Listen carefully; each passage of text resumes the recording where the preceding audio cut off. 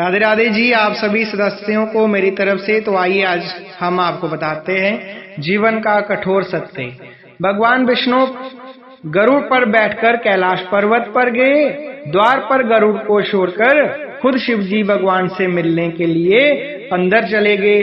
तब कैलाश की अपूर्व प्राकृतिक शोभा को देखकर गरुड़ बहुत मंत्रमुग्ध थे कि तभी उनकी नजर एक खूबसूरत छोटी सी चिड़िया पर पड़ी। चिड़िया कुछ इतनी सुंदर थी कि गरुड़ के सारे विचार उसकी तरफ आकर्षित होने लगे।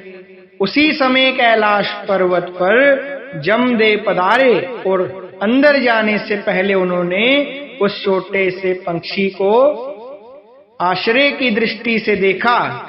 गरुड़ समझ गए कि उस चिड़िया का अंत निकट है और जमदेव कैलाश से निकलते ही उसे अपने साथ जमलोक ले जाएंगे। गरुड़ को दया आ गई। इतनी छोटी और सुंदर चिड़िया को मरता हुआ नहीं देख सकते थे। उसे अपने पंजों में दबाया और कैलाश से हजारों कोस दूर एक जंगल में एक चट्टान के ऊपर छोड़ दिया और खुद वापस कैलाश पर आ गए। आखिर जब जम बाहर आए तो गरुड़ से पूछ ही लिया कि उन्होंने उस चिड़िया को इतनी आश्चर्य भरी नजर से क्यों देखा था। जमदेव बोले कि गरुड़, जब मैंने उस चिड़िया को देखा तो मुझे ज्ञात हुआ कि वो चिड़िया कुछ ही पल के बाद जहां से हजारों कोस दूर एक नाग द्वारा खा ली जाएगी। मैं सोच रहा था कि वो इतनी जल्दी इतनी दूर कैसे जाएगी, पर अब जब वो जहां नहीं है तो निश्चित ही वो मर चुकी होगी। गरुड़ समझ गए मृत्यु टाली नहीं टलती, चाहे कितनी भी चतुराई की जाए।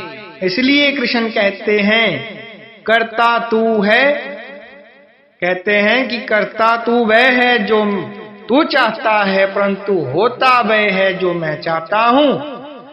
कर तू वह जो मैं चाहता हूँ, फिर होगा वो जो तू चाहेगा। जीवन के 6 सत्य आपको बताते हैं।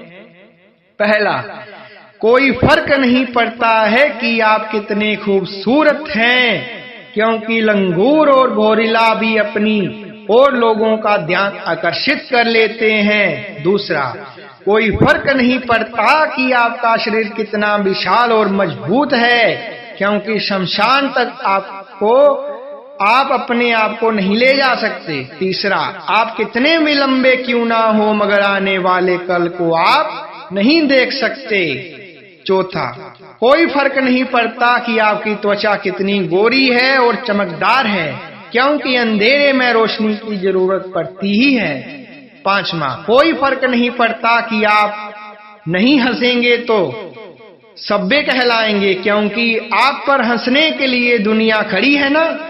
छेमा, कोई फर्क नहीं पड़ता कि आप कितने भी अमीर हैं और दर्जनों गाड़ियां आपके पास हैं, क्योंकि घर से बाथरूम तक आपको चल के ही जाना पड़ेगा। क्योंकि इसलिए संभल के रहिए, जिंदगी का सफर छोटा है, हंसते हंसते काटिए तो आनंद आ जाएगा।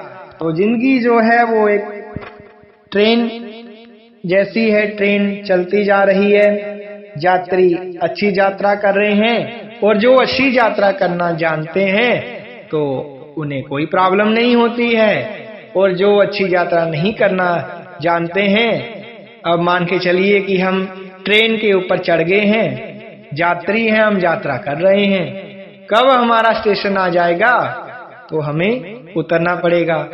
अब मान के चलिए आपका स्टेशन आ गया है, आप उतरे नहीं हैं, आप लोगों से बात नहीं कर रहे हैं। हाँ भैया, आपसे बात करके बहुत अच्छा लगा, आप अपना नंबर दे दीजिए, दोबारा आपसे मुलाकात होगी। अब आपको तत्काल उतरना चाहिए तो आप उनसे बातें करने हैं, और इतने में टीटी आ जाएगा और कहेगा अभी तक तो उतरा नहीं, ओहो अभी तक तो मैंने तो उतरना था, मेरा स्टेशन तो पीछे चल गया। अब टीटी आएगा तो आपका बैग उठा के बाहर फेंकेगा तो बहुत दुख होगा। इसलिए आनंद में रहना चाहिए। तो जीवन की यात्रा जो अच्छी करता है और अच्छी कर लेना जानता है कि जीवन यात्रा जो है वो भगवान का नाम लेते ही हम धीरे धीरे यात्रा करते हैं, और जो भगवान का नाम लेते लेते धीरे धीरे यात्रा करता है और उनकी यात्रा बहुत सुखद होती है। और जब हम किसी से अपना मोह मान लेते हैं कि जे मम मेरा हो गया, तो मेरा होकर के अगर छूटा है तो बहुत दुख होता है। इसलिए भगवान जो करते हैं बढ़िया ही करते हैं, उनकी खुशी में आनंद लीजिए और बढ़िया संभल करके रहिए। जिंदगी का सफर छोटा है, कब टिकट कट जाए कोई नहीं जानता है, इसलिए हंसते हंसते इस जिंदगी का आनंद लीजिए। और अगर आप हंसते हंसते इस जिंदगी को पार कर जाएंगे तो आनंद भी आ जाएगा।